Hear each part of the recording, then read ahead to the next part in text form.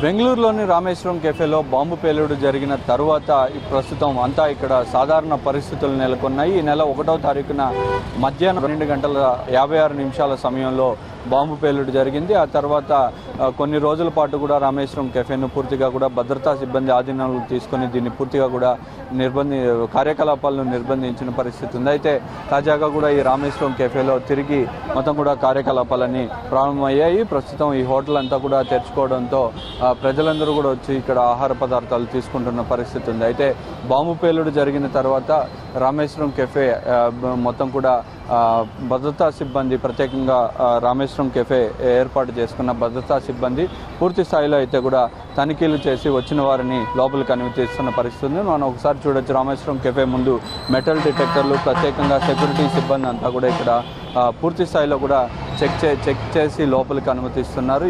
ఎవరు కూడా బ్యాగులు కానీ ఇతర వస్తువులు కానీ తెచ్చుకుంటే వాటిని అన్నింటినీ కూడా క్షుణ్ణంగా పరిశీలించి లోపలికి అనుమతిస్తున్న పరిస్థితి ఉంది. మనం ఒకసారి చూడొచ్చు, రామేశ్వరం కెఫే లోపలికి ఎట్లా అందరూ కూడా సాధారణ పరిస్థితుల్లో కూడా ప్రజలు గతంలో లాగానే వచ్చి ఇక్కడ ఆహార పదార్థాలు తీసుకుంటున్న పరిస్థితి ఉంది. రామేశ్వరం కెఫేలో సాధారణంగా ఒకటి క్యాష్ కౌంటర్ ఉంటుంది. క్యాష్ కౌంటర్ ద్వారా కూడా ఫుడ్ ఆర్డర్ చేసుకోవచ్చు. ఆ తర్వాత ఇక్కడ ప్రత్యేకంగా ఒక మిషన్లు ఏర్పాటు చేస్తారో ఆ మిషన్ల ద్వారా కూడా ఎవరైతే ఫుడ్ ఆర్డర్ కావాలనో కూడా వారికి కావాల్సిన ఫుడ్ని వారే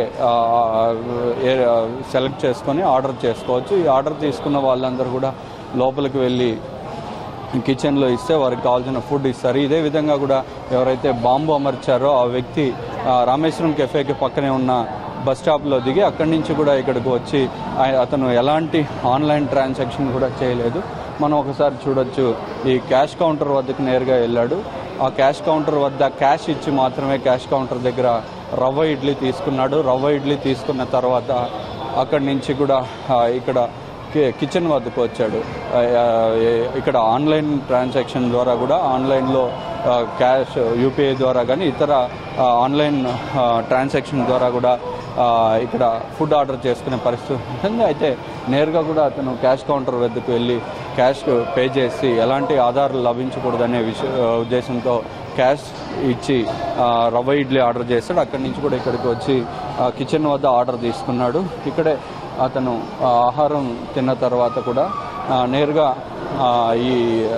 ఈ ప్రాంతానికి వచ్చాడు. ఇక్కడ హ్యాండ్ వాష్ ఉంటుంది. ఇక్కడ మనం ఒకసారి చూడొచ్చు, రామేశ్వరం కెఫేలో ఈ ప్రాంతంలో ఎక్కువగా కూర్చుంటారు. రామేశ్వరం కెఫేలో సెల్ఫ్ సర్వింగ్ ఉంటుంది. వారికి వారే ఫుడ్ తీసుకోవాలి.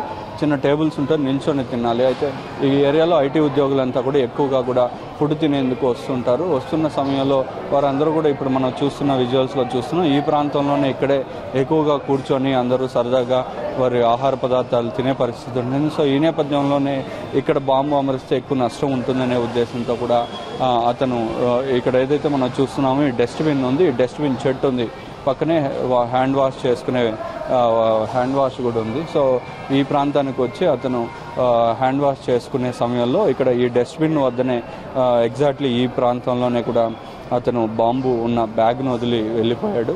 వెళ్ళిపోయిన గంట సేపటికి బాంబ్ బ్లాస్ట్ జరిగింది. సో ఇక్కడంతా కూడా మనకు నార్మల్ పరిస్థితే ఇక్కడ ఉంది. సో బాంబు వదిలి వెళ్ళిన గంట సమయంలో పేలడం జరగడంతో 10 మంది కూడా గాయపడ్డారు. 10 గాయపడిన వారందరూ కూడా ఇప్పుడు చాలా వరకు అందరూ కూడా కోలుకున్న పరిస్థితి ఉంది.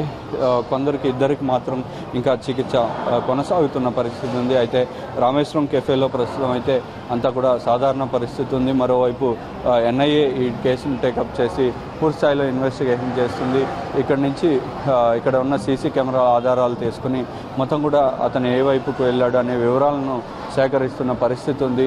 సో ఈ నేపథ్యంలోనే రామేశ్వరం కెఫేలో బాంబు బ్యాగు వదిలిన తర్వాత అక్కడి నుంచి నేరుగా కూడా అతను హుడీ ప్రాంతానికి వెళ్ళాడు. హుడీ ప్రాంతంలో బట్టలు మార్చుకున్నాడు. బట్టలు మార్చుకొని మరో బస్సు ఎక్కి అతను బళ్ళారికి చేరుకున్నాడు. బళ్ళారిలో కూడా అతను సంచరించిన దృశ్యాలను పోలీసు ఎన్ఐఏ ఇప్పటికే గుర్తించింది. అక్కడి నుంచి కూడా కళ్యాణ కర్ణాటక బస్సులో కూడా ప్రయాణించినట్టుగా కూడా గుర్తించారు. సో ఎన్ఐఏ కూడా ఈ కేసును టేకప్ చేసి పూర్తి స్థాయిలో ఈ విచారణ చేసి వేగవంతంగా నిందితులను పట్టుకునేందుకు ఇన్వెస్టిగేషన్ అయితే జరుగుతుంది. మరోవైపు రామేశ్వరం కెఫేలో కూడా ప్రస్తుతం సాధారణ పరిస్థితులు నెలకొన్నాయి.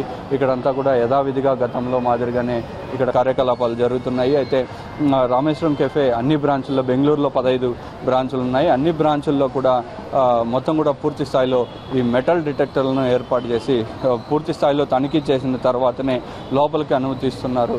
ఈ నేపథ్యంలోనే మొత్తం కూడా ఒక బెంగళూరులోనే కాకుండా కూడా మొత్తం బెంగళూరులోని 15 ప్రాంతాల్లో ఉన్న 15 బ్రాంచుల్లోనే కాకుండా ఇటు హైదరాబాద్లోను, అటు తమిళనాడులోని రామేశ్వరం కెఫేకి సంబంధించిన అన్ని బ్రాంచుల్లోనూ కూడా ఈ మెటల్ డిటెక్టర్లు వేసి అమర్చి పూర్తి స్థాయిలో ఇక్కడికి వచ్చేవారిని తనిఖీ చేసి లోపలికి అనుమతిస్తున్న పరిస్థితి ఇక్కడ ఉంది. కెమెరా పర్సన్ సునీల్తో కలిసి రుత్విక్, ఏబిన్ ఆంధ్రజ్యోతి, బెంగళూరు నుంచి.